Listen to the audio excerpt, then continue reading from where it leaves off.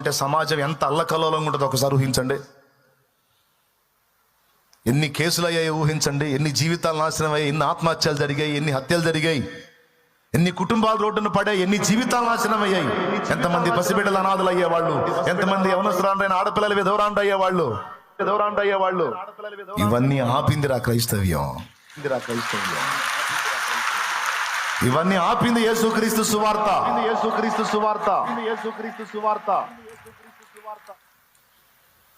యేసయ్య ప్రేమ ఒక్కొక్కడిని దర్శించింది. ఎవడ్రా బలవంత పెట్టేది, ఎవడ్రా ప్రలోభ పెట్టేది? ఆ ప్రలోభాలు బలవంతాలు మీరు చేసినాయి.